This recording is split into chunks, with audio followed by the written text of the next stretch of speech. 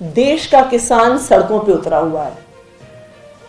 आज पूरे देश का किसान अपने घरों को छोड़ के, अपने खेतों को छोड़ के, अपने गांवों को छोड़ के दिल्ली की ओर कूच कर रहा है।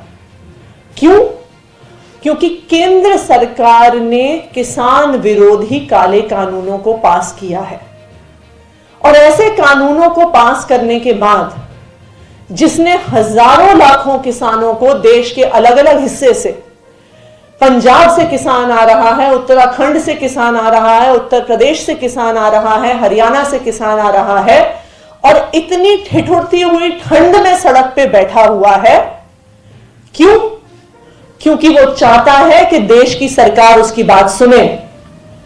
वो चाहता है कि जिस देश को वो खड़ा करता है अपने खून पसीने से, जिस देश को वो खाना देता है, जिस देश का वो अन्नदाता है, आज जब उसकी पेट पर लात मारी जा रही है इन कानूनों द्वारा, तो वो चाहता है कि कम से कम इस देश की सरकार उसकी बात सुने।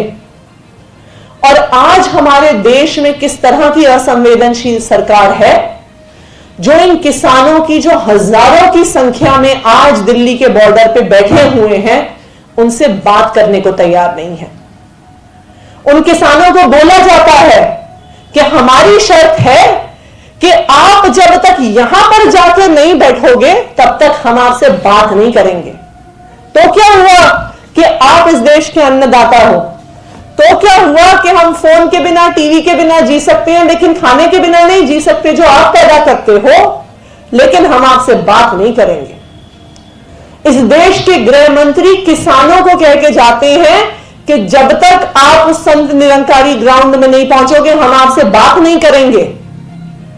और उनके पास किसानों से बात करने के लिए समय नहीं है, लेकिन हैदराबाद में जाके प्रचार करने के लिए समय है। आज सुबह आप सोशल मीडिया पे देखिए तो इतनी बूढ़ी बूढ़ी महिलाओं की तस्वीरें चल रही थी जो अपना घर छोड़ के, अपना गांव छोड़ के आई हुई हैं, क्योंकि वो चाहती हैं कि केंद्र सरकार उन्हें सुने। लेकिन आज अमित शाह जो इस देश के गृह मंत्री हैं, हैदराबाद जाके रोड शो कर रहे हैं, सड़क की, सीवर की, नालियों की बात कर रहे हैं, लेकिन उस किसान की बात नहीं कर रहे हैं जो इस देश को खाना खिलाता है।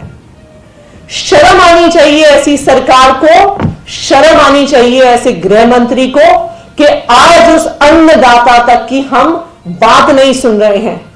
कानून हटाना ना हटाना तो दूर की बात है, पर जो हजारों किसान हैं जो ठंड में बैठे हुए हैं, जो अपने घर छोड़ के आए हुए हैं, आज उनकी कोई बात भी सुनने को तैयार नहीं है।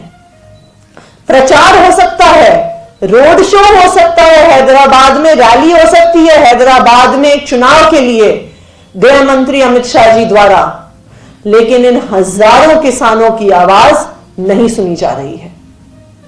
लानत है ऐसी सरकार पे और लानत है ऐसे गृह मंत्री पे जिसने हमारे देश के किसानों को सड़क पर उतार दिया है और जो आज शर्त रख रहे हैं उनके सामने कि जब तक तुम ये नहीं करते हो, जब तक तुम वो नहीं करते हो, हम तुमसे बात नहीं करेंगे।